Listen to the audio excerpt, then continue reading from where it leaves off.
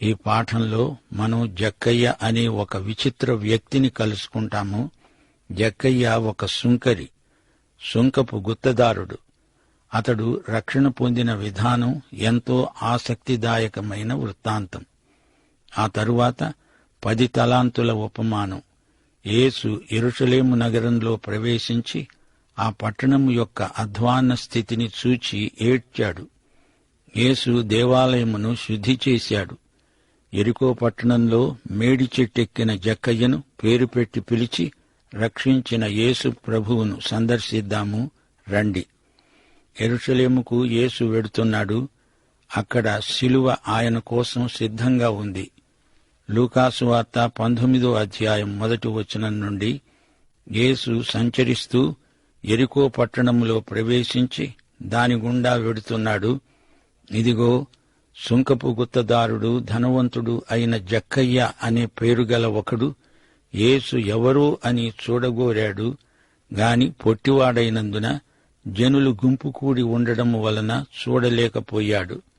అప్పుడు యేసు ఆ త్రోవను రానై ఉన్నాడు గనుక అతడు ముందుగా పరిగెత్తి ఆయనను చూడడానికి ఒక మేడి చెట్టెక్కాడు. యేసు ఆ చోటికి వచ్చినప్పుడు కన్నులెత్తి చూచి అన్నాడు, జక్కయ్యా, త్వరగా దిగు, నేడు నేను నీ ఇంట ఉండవలసి ఉన్నది. అతడు త్వరగా దిగి సంతోషముతో ఆయనను చేర్చుకున్నాడు. అందరూ అది చూచి చాలా సణుక్కున్నారు. అన్నారు, ఈయన పాపి అయిన మనుష్యుని వద్ద బస చేయడానికి వెళ్ళాడు. జక్కయ్య నిలువబడి ప్రభువుతో అన్నాడు, ఇదిగో ప్రభువా, నా ఆస్తిలో సగము బీదలకిస్తున్నాను. నేను ఎవని వద్దనైనా అన్యాయముగా దేనినైనా తీసుకున్న ఎడల అతనికి 4 మరల చెల్లిస్తాను. అందుకు యేసు అన్నాడు, ఇతడు అబ్రాహాము కుమారుడే. ఎందుకనగా నేడు ఈ ఇంటికి రక్షణ వచ్చింది. నశించిన దానిని వెదకి రక్షించడానికి మనుష్య కుమారుడు వచ్చాడు. శ్రోతలు వింటున్నారా? యేసు సమరయ ప్రాంతంలో పర్యటించాడు. అక్కడి నుండి యకాయకి యెరూషలేము దిశగా పయనిస్తున్నాడు. దారిలో యెరికోలో ప్రవేశించాడు. అక్కడ ఒక పాపి ఉన్నాడు. యేసు చూపులు అతణ్ణి వెతుకుతున్నాయి. యెరికోలో 2-3 పాపులున్నారు. ప్రభువు వారిని వెంటాడుతున్నాడు. ఆయన ఈ ప్రయాణం మధ్యలో చేసిందంతా మనకు ఈ రోజున గొప్ప సందేశం. ఈ పట్టణానికి ఎంతో చరిత్ర ఉంది. దేవుడు యెరికో పట్టణాన్ని యెహోషువాకు అప్పగించాడు. ఆ పట్టణాన్ని ఎవరూ మరమ్మతు చేయడానికి పూనుకున్నా అతని మీదికి శాపం వస్తుంది. అహాబు రాజు కాలంలో యెరికో పట్టణాన్ని బాగు చేయబోయిన వ్యక్తి ఒకడు శాపగ్రస్తుడయ్యాడు. యేసు ప్రభువు రోజుల్లో యెరికోను చూడ్డానికి ఎందరెందరో వచ్చి చూచిపోతూ ఉండేవారు. యెరికో పట్టణంలో సుంకరులు, సుంకపు గుత్తదారులు ఎక్కువగా నివాసముంటారు. సుంకరులు, జూదగాండ్లు, వారి వినోదాలు, తాగుబోతులు, వారి వ్యాసంగాలు యెరికో నిండా అలాంటి మనుషులే. అసభ్యత, అశ్లీలత, నేరాలు ఆ ఊరిలో మామూలే. యేసు ఈ ఊరికి వచ్చాడు. వీధిలో నడిచి వెడుతున్నాడు. యేసు పరలోకం నుండి వచ్చి ఈ లోకం గుండా నడిచి వెళ్ళాడు. ఆయన ఈ లోకంలో యాత్రికుడిలాగే వచ్చాడు. ఆయన యాత్ర శిలువ దిశగా నడిచింది. ఆయన శిలువపై చనిపోవటానికి వచ్చాడు. మనుషులు ఈ లోకంలో బతకటానికి పుడతారు గాని యేసు శిలువ మీద చనిపోవడానికి పుట్టాడు. లోక పాపము కోసమై చనిపోవడానికి ఆయన పుట్టాడు. ఆయన యెరికో పట్టణం గుండా నడిచి వెడుతున్నాడు. చూడండి, ఆ ఊళ్ళో జక్కయ్య ఉన్నాడు.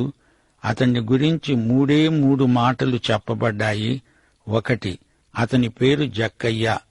2, అతడు సుంకపు గుత్తదారు. 3, అతడు ధనవంతుడు. అతని పేరు జక్కయ్య. ఈ పేరుకు అర్థం పరిశుద్ధుడు. ఇదేమి విచిత్రం, విడ్డూరం! పరిశుద్ధుడేమిటి, సుంకపు గుత్తదారుడవటమేమిటి? అతనికి ఆ పేరు పెట్టింది అతని తల్లిదండ్రులు. అతడు ఒకానొక రోజు సుంకాల గుత్తదారుడవుతాడని వారికేం తెలుసు? అతని పేరు పరిశుద్ధ బాబు, జక్కయ్య. సుంకరిగారు పరిశుద్ధ బాబు అనే పేరుతో ఎన్ని పాపాలు చేస్తున్నారు? రోమా ప్రభుత్వానికి ఇతడు అమ్ముడుపోయాడు. ఇతనికి కొన్ని ప్రాంతాలలో ప్రభుత్వం నిర్ణయించిన సుంకం వసూలు చేసే అధికారం ఉంది. దేవా, పాపినైన నన్ను కరుణించు అని లూకాసు వార్త 18వ అధ్యాయంలో గుండెలు బాదుకున్న సుంకరి ఇతడేనేమో అనిపిస్తోంది. అతనికి దేవాలయ ప్రవేశం లేదు. అతణ్ణి నైతిక భ్రష్టుడని చెప్పి మతం వెలివేసింది. అతడు ధనవంతుడు, ధనాపేక్షాపరుడు, పన్నులు వసూలు చేయటంలో చాలా పేరెన్నికగన్న రోమా ప్రభుత్వోద్యోగి. ప్రభుత్వం అతనికెన్నో బహుమానాలిచ్చి మెచ్చుకుంది. యూదుల్లో అతణ్ణి చీకొట్టని వారు లేరు. అతనికి దేవుని కృప కావాలి. అతడు దేవుని కృపాసనాన్ని ఎలా సమీపించగలడు? కృపాసనమే అతని వద్దకు నడిచి వచ్చింది. యేసు ఆ ఊరికి వచ్చింది ఇతని కోసమే. పొట్టి జక్కయ్య బతుకులో పుట్టెడు పాపాలు. కాని యేసు అతణ్ణి తనతో శిలువ వద్దకు తీసుకెళ్లాలని వచ్చాడు. అతని జీవితం కొత్త మలుపు తిరగబోతోంది. యేసు అతణ్ణి పిలిచాడు. శిలువ వేయబడిన యేసునందే రక్షణ. పొట్టి జక్కయ్య యేసును చూడలేకపోయాడు గనుక పొట్టివాడే కాదు, అతడు గుడ్డివాడు కూడా. పైకి చూడలేడు, యేసు కనపడడు. ఏం చెయ్యాలి? నిచ్చెన ఎక్కి పైనుండి చూడాలి. అతనికి మేడి చెట్టే నిచ్చెన అయింది. ఎక్కేశాడు. పొట్టివాడు ఎంత ఎత్తు ఎదిగాడో అనుకుంటున్నారా? అది అతని ఎత్తు కాదు, చెట్టు ఎత్తు. చెట్టు కొమ్మల మధ్య దాక్కొని యేసును చూడడానికి సిద్ధంగా ఉన్నాడు జక్కయ్య. యేసు ఆ చెట్టు కిందిగా నడుస్తూ ఉంటే తనివిదీరా చూడగలడు. ఆయన ఎవరో, ఎలా ఉంటాడో, ఆయన రూపం ఎలా ఉంటుందో, ఆయన ఎంత ఎత్తున్నాడో. తాను పొట్టివాడు అనుకుంటూ ఉండగానే యేసు రానే వచ్చాడు. సరిగ్గా చెట్టు కిందికి వచ్చి ఆగిపోయాడు యేసు. జక్కయ్య చెట్టు మీద, యేసు చెట్టు కింద. జక్కయ్య కిందికి చూస్తున్నాడు, యేసు పైకి చూస్తున్నాడు. వీరిద్దరి చూపులు కలిశాయి. యేసు రక్షకుడు, జక్కయ్య పాపి. చెట్టు మీద ఉన్న జక్కయ్యను చూచి ప్రభువు ఏమనుకున్నాడు?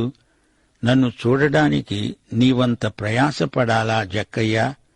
నీ ఉన్న చోటికి, నీ ఇంటికి రావాలని బయలుదేరి వచ్చాను. దిగిరా, మీ ఇంటికి వెడదాము. ప్రభు అన్నాడు, జక్కయ్యా, త్వరగా దిగు. ఈ రోజు నీ ఇంట్లో నేనుండాలి. శ్రోత, వింటున్నావా? ఆయన ఏ పరిసయ్యుడి ఇంట్లోకి రాలేదు, ఏ నగరాధ్యక్షుడి ఇంటిని సందర్శించలేదు. పాపి అయిన జక్కయ్య ఇంటికి వెడుతున్నాడు.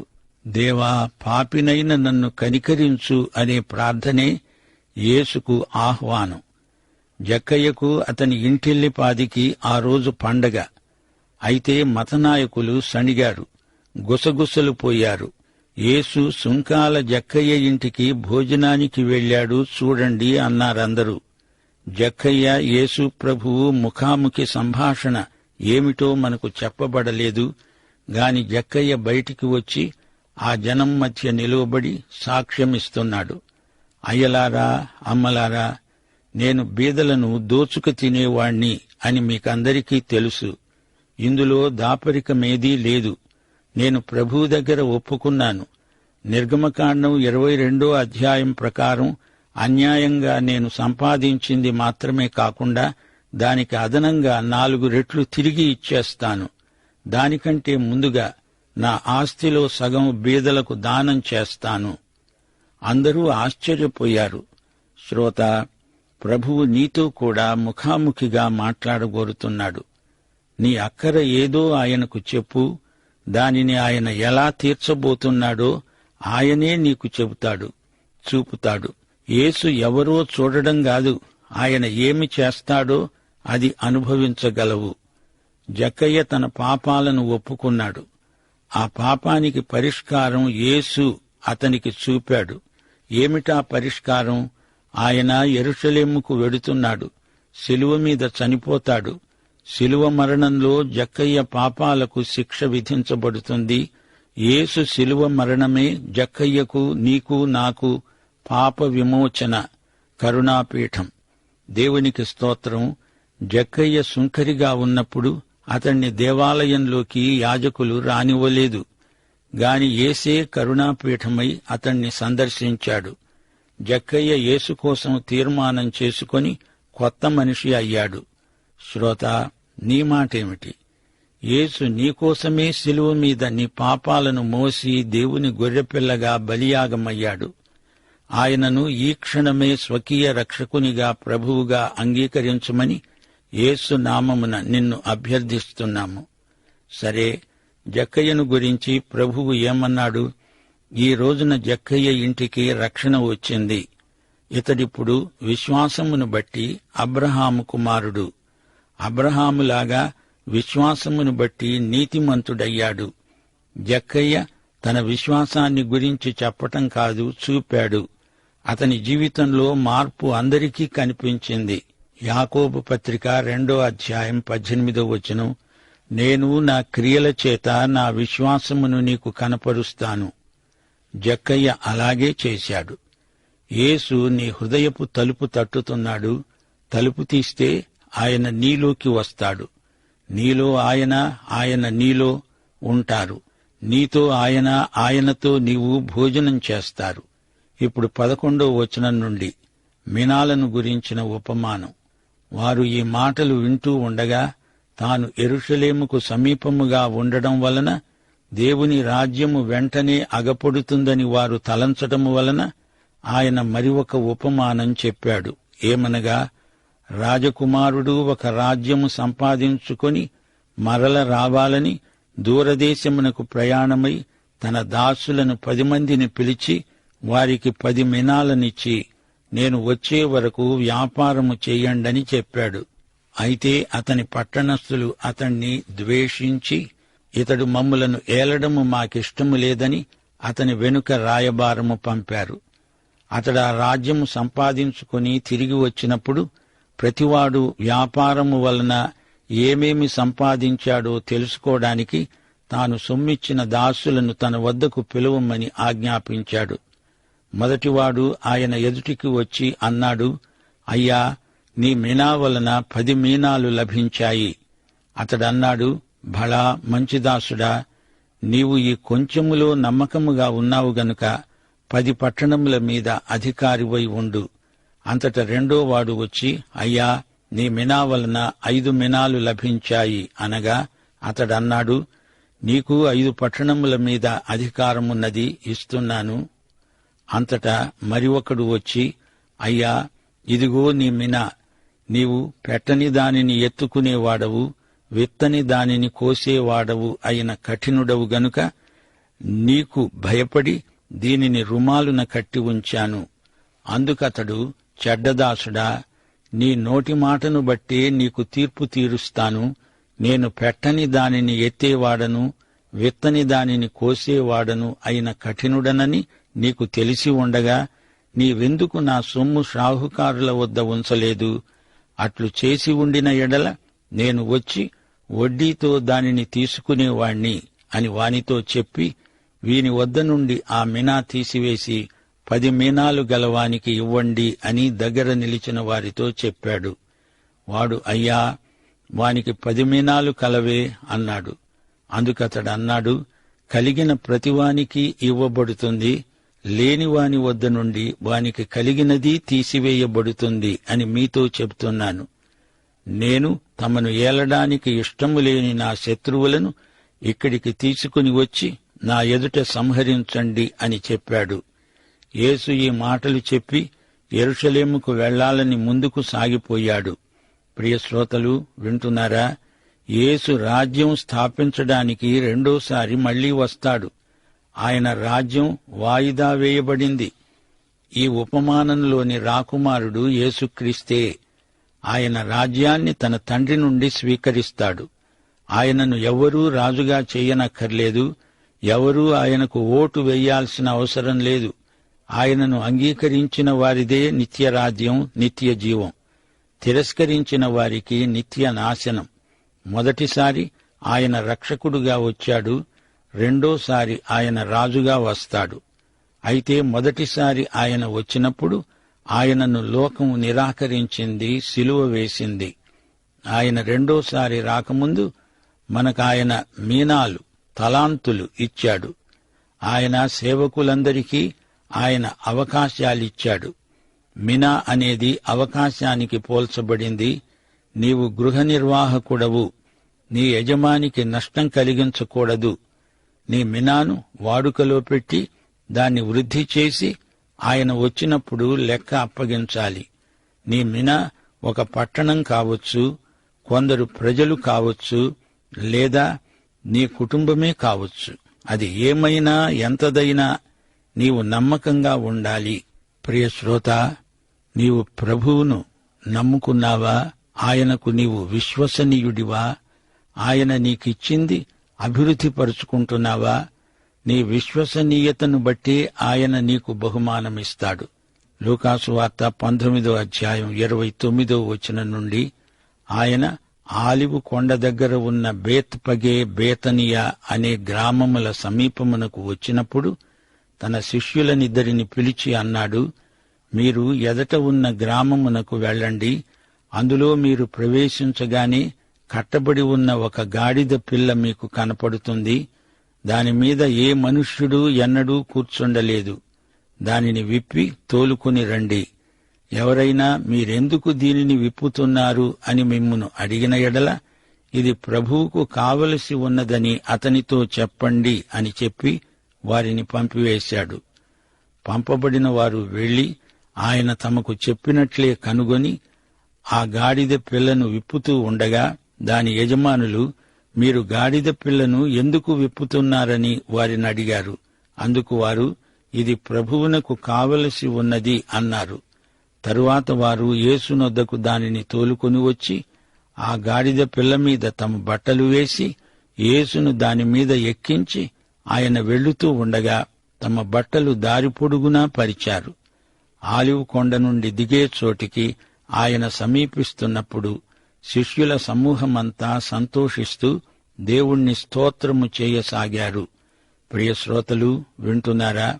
యేసు ప్రభువు శిలువ వేతకు ముందు యాజకుడుగా 3 సార్లు యెరూషలేముకు వెళ్ళాడు. మొదటిసారి శనివారం సబ్బాతు దినం రాత్రికి బేతనియకు వెళ్ళాడు. ఆదివారం రెండోసారి యెరూషలేముకు వెళ్ళాడు. రాజుగా వెళ్ళాడు. దేవాలయాన్ని శుద్ధి చేశాడు. సోమవారం మూడోసారి యెరూషలేముకు వెళ్ళాడు. ఒక ప్రవక్తగా వెళ్ళాడు. లూకాసు వార్త 19:41 నుండి యెరూషలేమును గురించి ప్రభువు ఏడ్చాడు. ప్రభువుకు ఈ గాడిద కావాలి అనగానే ఆయనకు దాన్ని ఇచ్చివేశారు. ఆయనకు అట్టి అధికారమున్నది. వారు చేసిన స్తుతి నినాదాలు ఎంతో అర్థవంతమైనవి. ప్రభువు పేరట వచ్చే రాజు స్తుతించబడునుగాక. పరలోకమందు సమాధానము, సర్వోన్నతమైన స్థలములలో మహిమ ఉండునుగాక. వారు తాము చూచిన అద్భుతములన్నిటిని గూర్చి మహాశబ్దముతో దేవుణ్ణి స్తోత్రము చేయసాగారు. ఆ సమూహములో ఉన్న కొందరు పరిసయ్యులు, బోధకుడా, నీ శిష్యులను గద్దించు అని ఆయనతో చెప్పగా ఆయన వారిని చూచి అన్నాడు, మీరు ఊరకుండిన ఎడల ఈ రాళ్లు కేకలు వేస్తాయి. యేసు ప్రజలిచ్చే ఘనతను స్వీకరిస్తున్నాడు. పైగా వారు చేసే జయధ్వానాలకు సమ్మతి చూపుతున్నాడు. అందుచేత మత గురువులకు ఉక్రోషం పుట్టుకొచ్చింది. వీరు మౌనంగా ఉండిపోతే ఈ రాళ్లు జయధ్వానాలు చేస్తాయి. మరమ్మతు చేయిస్తూ నెహెమ్యా పెట్టిన రాళ్లు. కీర్తనలు 24:7. గుమ్మములు తలలెత్తుకొని మహిమరాజుకు స్వాగతం చెబుతాయి. రెండోసారి ఆయన రాకడలో విజయ ప్రవేశం. మన ప్రభువైన యేసుక్రీస్తు వారి దివ్య కృప, తండ్రి అయిన దేవుని పరమ ప్రేమ, పరిశుద్ధాత్మ యొక్క అన్యోన్య సహవాసము మనకందరికీ నిత్యత్వము పర్యంతము తోడై ఉండునుగాక. ఆమేన్.